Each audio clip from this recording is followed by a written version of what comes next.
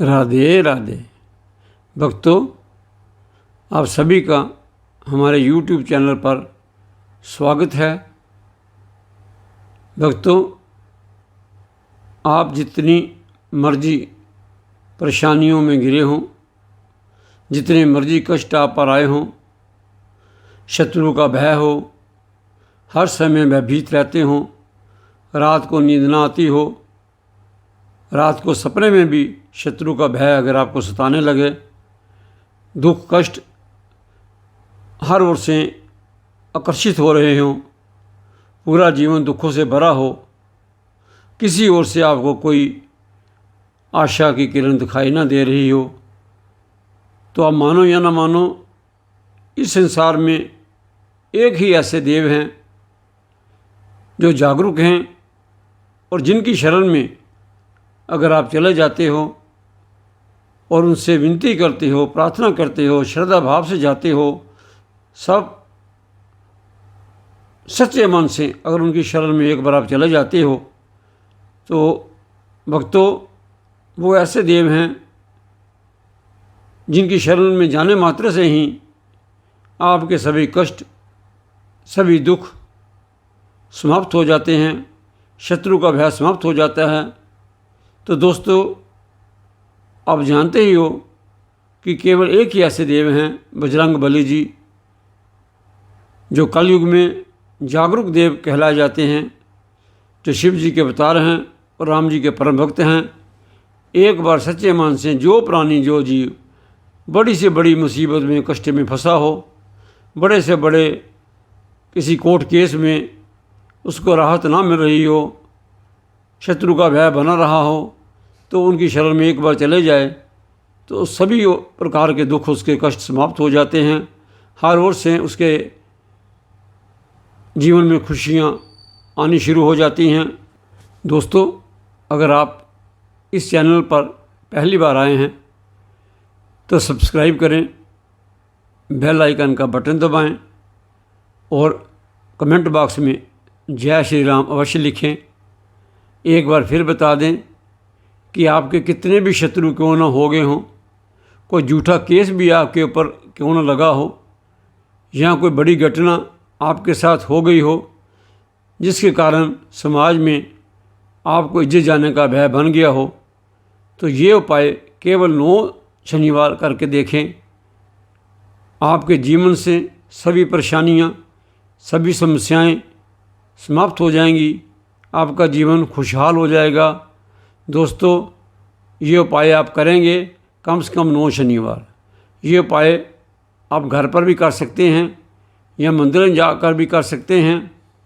दोस्तों, किसी भी शनिवार के दिन स्नान आदि करके आपने हनुमान जी के मंदिर जाकर ये उपाय करना है, और ये उपाय कम से कम 9 शनिवार को करना है। तो करना क्या है, शनिवार के दिन स्नान आदि करके थोड़ा सा जल और एक उड़द की दाल का दाना साथ लेकर हनुमान जी के मंदिर जाना है। हो सके तो प्रसाद के लिए कुछ फल या मिठाई भी लेकर जा सकते हैं।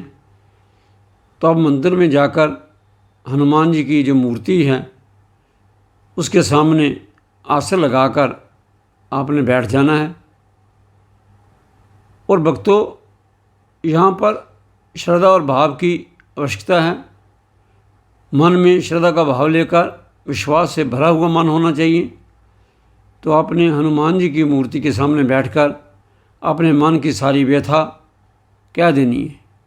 ऐसे बात करनी है जैसे आप किसी अपने सगे से बात कर रहे हों, अपने पिता से, अपने किसी बड़े से, जिससे आपको पूरी उम्मीद हो, पूरी आशा हो कि वो आपकी बात सुनेगा और आपकी सहायता करेगा। मन से अपने हृदय की सारी व्यथा कह देनी है। जो जो आपको परेशानियां हैं, जो जो आपको कष्ट हैं, कोई भी झूठा केस है, कुछ भी है जो आपको परेशान कर रहा है, वो हनुमान जी के सामने आपने मन से बोल देना है। और साथ में ये भी बोलना है कि हे बजरंग बली, मैं सभी ओर से निराश होकर हर ओर से निराश होकर, हर ओर से हार कर, थका हुआ आपकी शरण में आया हूँ। हे बजरंगबली, मेरी सहायता करो, मेरी सहायता करो। मेरे सभी कष्ट, सभी दुख, सभी समस्याएं, सभी प्रकार के जो मेरे को परेशानियां हैं वो सभी दूर हों। मैं आपकी शरण में आया हूँ, मेरी सहायता करो, मेरी सहायता करो। और ऐसा बोलने के बाद आपने राम नाम का जप करना है। अब सोचेंगे, आप ये सोचेंगे कि विनती हम, प्रार्थना हम, दुख अपना हनुमान जी को सुना रहे हैं, तो जप हम राम नाम का कर रहे हैं, ऐसा क्यों है? ये बड़ी गहरी बात है दोस्तों। जहाँ पर राम नाम का सिमरन होता है, जहाँ पर राम नाम की कथा होती है, जहाँ पर राम जी का गुणगान होता है, वहाँ पर हनुमान जी आते ही आते हैं। हनुमान जी को बुलाएं तो शायद वो देर कर दें, मगर जब राम जी का गुणगान करें, जब राम जी का भक्त राम जी का कोई नाम सिमरन चिंतन करता है, तो हनुमान जी को बुलाने की ज़रूरत भी नहीं पड़ती। हनुमान जी समय आकर वहाँ पर विराजमान होते हैं। और जो राम नाम का सिमरन करता है, जो राम का भक्त होता है, उसका कोई बाल भी बांका नहीं कर सकता, ऐसा हनुमान जी कहते हैं। तो भक्तों, राम नाम का जप करना है थोड़ी देर के, और उसके बाद हनुमान चालीसा का आपने पाठ करना है। हनुमान चालीसा का पाठ अगर आप करने में सक्षम नहीं हैं तो हनुमान जी के मंत्र का आप जप कर सकते हैं। ओम श्री रामदूताय नमः, ऐसा जप आप कर सकते हैं। या कोई और हनुमान जी का मंत्र आपको आता है तो वो भी बोल सकते हैं, गिनती नहीं करनी है। ये जप करने के बाद आपने जो उड़द का दाना आप साथ लेके गए थे और साथ में प्रसाद लेके गए थे, हनुमान जी के आगे रख कर उसका भोग लगाकर अब आपने क्या करना है कि जो उड़द का दाना है उसको आपने निगल जाना है, चबाना नहीं है दांतों से, उसको निगल जाना है। और ऊपर से वो जल जो उसमें सारी शक्ति आमंत्रित हो गया है जल, वो जल पी लेना है। और प्रसाद जो है वो वहाँ पर बच्चों को बांट देना है। और ऐसा करने के बाद एक बार पुनः हनुमान जी को प्रणाम करके, हनुमान जी को प्रणाम करने के बाद वहाँ से उठ जाना है और अपने घर आ जाना है। ऐसा आपने 9 शनिवार को निरंतर करना है। बीच में किसी शनिवार को आपने मिस नहीं करना है। अगर मिस करेंगे तो फिर से 9 शनिवार को करना पड़ेगा।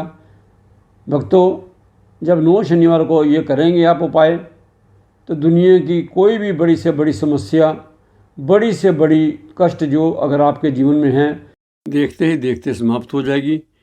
आपके जीवन खुशियों से भर जाएगा। हर ओर से आपको अच्छी खबरें सुनाई देने लगेंगी। भक्तों, ये उपाय अवश्य करें। हनुमान जी की कृपा आपको प्राप्त हो, शिव जी का आशीर्वाद आप पर सदैव बना रहे। भक्तों, आज के लिए बस इतना ही। अब हम अपनी वाणी को विराम देते हैं। अगर आपको ये वीडियो अच्छा लगा तो लाइक करें, अपने ग्रुप में शेयर करना न भूलें। और अगर चैनल पर पहली बार आए हैं तो सब्सक्राइब अवश्य करें। राधे राधे।